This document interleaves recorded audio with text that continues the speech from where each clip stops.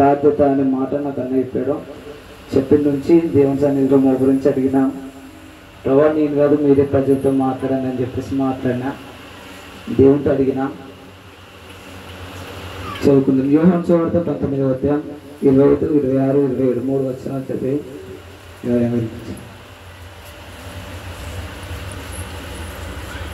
యోహాను సువార్త వాక్యం దేవుడు దీవించుగాక. ఇక్కడ ఒక మాట గమనించారు మీరు, ఏంటంటే యేసు ప్రభువు కల్వరి శిలువలో ఉన్నప్పుడు ప్రభు అప్పటికి దెబ్బలు తిని గుర్రాలతో కుట్టబడి ఎర్రటెండలో భూమికి ఆకాశానికి మధ్యలో దేవుడు అక్కడ ఉన్నాడు. ఉన్నప్పుడు కిందకి చూసినప్పుడు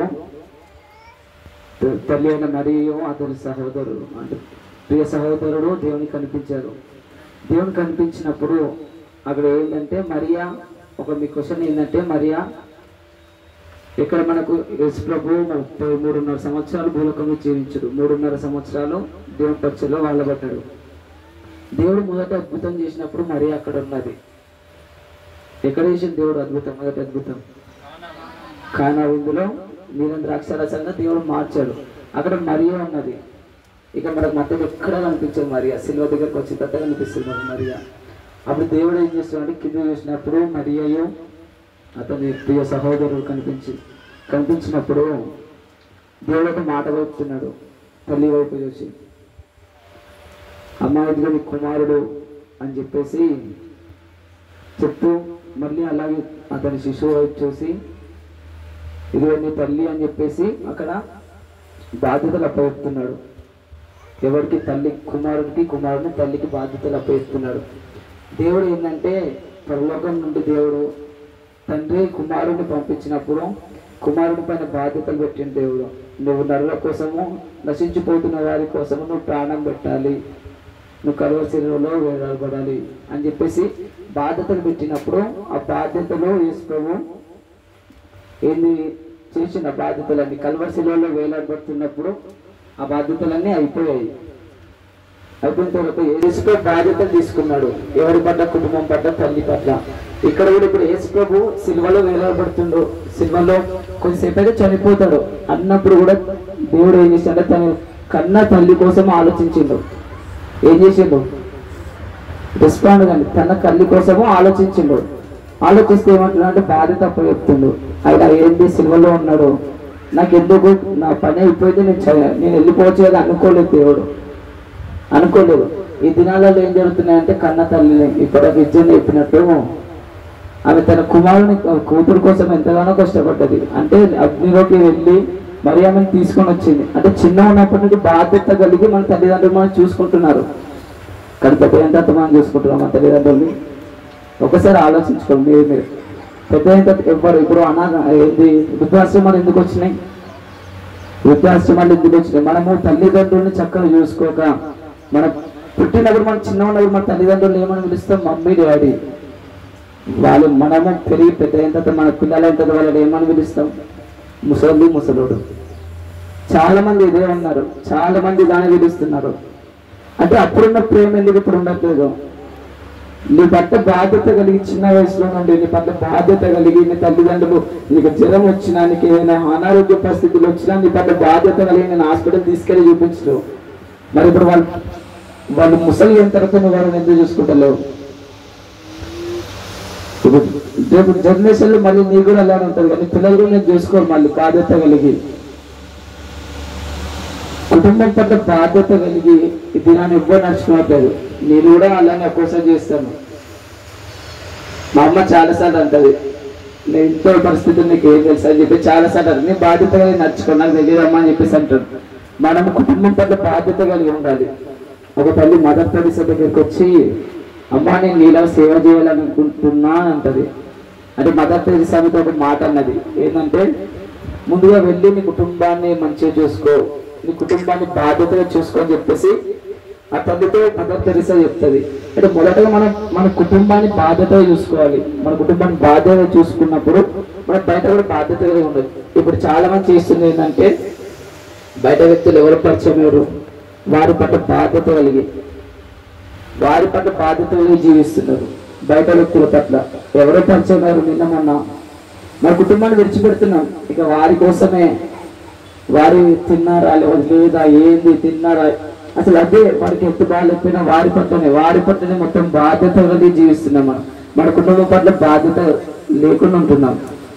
ఇది కానీ ఆలోచించుకొని మీరు మీ కుటుంబం పట్ల యేసుప్రభు ఏం చేస్తున్నట్టే అతను సిలువలో వేలాడిన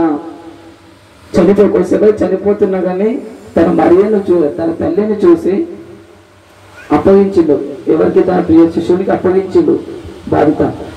అప్పుడు ఏం చేసినట్టే తన ప్రియ కుమారుడు తన ప్రియ శిష్యుడు ఏం చేసిందంటే మరియను ఇంత చేర్చుకున్నాడు. దేవుడు ఒక బాధ్యత అప్పచెప్పిండు శిశువుకి. ఆ బాధ్యత ఆయన చేసిండా లేదా? చేసినప్పుడు అంటే మనకు కూడా కొన్నిసార్లు ఇది ఒక పాయింట్ అవుతుంది. అంటే మన కుటుంబంలో బాధ్యత కలిగి ఉండాలి, మన కుటుంబం పట్ల మన తల్లిదండ్రుల పట్ల బాధ్యత కలిగి ఉండాలి. ఇది ఒక పాయింట్ అవుతుంది. ఇంకో పాయింట్ ఏంటంటే సంఘం పట్ల బాధ్యత కలిగి ఉండాలి. చాలా మంది సంఘం పట్ల బాధ్యత కలిగి ఉండరు. ఎప్పుడో 12 గంటలకు వస్తారు వాక్యం టైంకి, ముగింపు ప్రార్థన ఆమేన్ అనగానే బైబిల్ పట్టుకొని వెళ్ళిపోతారు. ఎవరికైనా అన్నారు సంఘంలో ఎవరికైనా అనారోగ్య పరిస్థితి ఉందా? అట్ల బాధల్లో ఉన్నారా? ఎవరైనా సంఘానికి రావట్లేదా? ఎందుకు రావట్లేదు? ఈ సహోదరు ఎందుకు రావట్లేదు? ఈ సహోదరుడు ఎందుకు రావట్లేదు మందిరానికి అని వెళ్ళి నువ్వు వాళ్ళ ఇంటికి వెళ్ళి ఆమెను అత్కరించడం అంటారు చూడు, అలా వెళ్ళి ఆమెను పలకరించి ఆమె బాధలు ఏంటి, ఎందుకు రావట్లేదు చర్చికి అని అడగడం నీ బాధ్యత. అవునా కదా?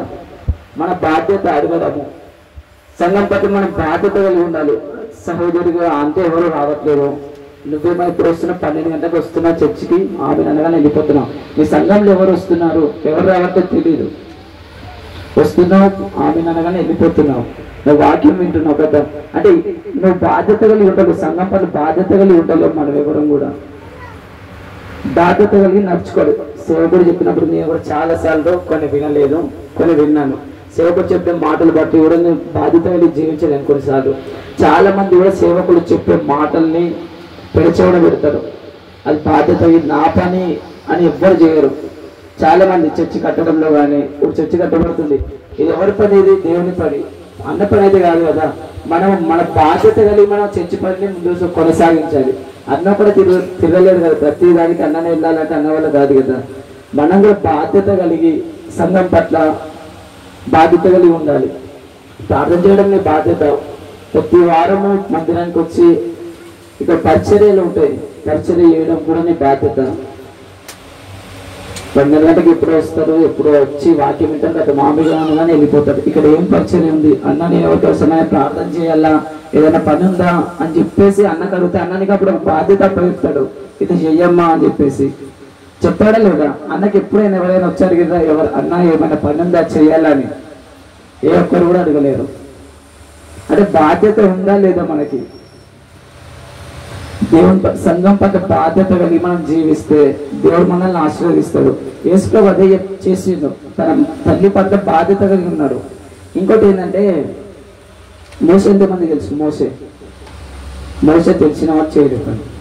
మోసే చనిపోయే ముందు యెహోషువకు ఇశ్రాయేలు ప్రజలను అప్పచెప్తాడు. ఎంతమంది తెలుసు ఈ విషయం? ఇశ్రాయేలు ప్రజలు యెహోషువకు మోసే అప్పచెప్తాడు. మోసే ఏం చేస్తాడంటే పాదుకున్న ప్రవహించే దేశాన్ని కూడా తీసుకెళ్తాడు. అంటే ఆయన నమ్మకంగా ఉన్నాడు కాబట్టి అతనికి బాధ్యతలు అప్పచెప్పాడు.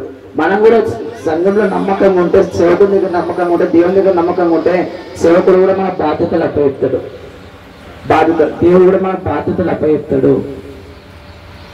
ఒకటి ఇప్పటి నుంచి అయినా మన కుటుంబం పట్ల, మన సంఘం పట్ల, మన విశ్వాసుల పట్ల, ప్రతి ఒక్కరి పట్ల, సేవకుడి పట్ల బాధ్యత కలిగి ప్రతి ఒక్కరు నడుచుకుందాం. ఇచ్చే సమయం బట్టి దేవుని కొందనాలు. ఈ ఇచ్చిన వాటిని దేవుడు దీవించి ఆశీర్వదించును గాక.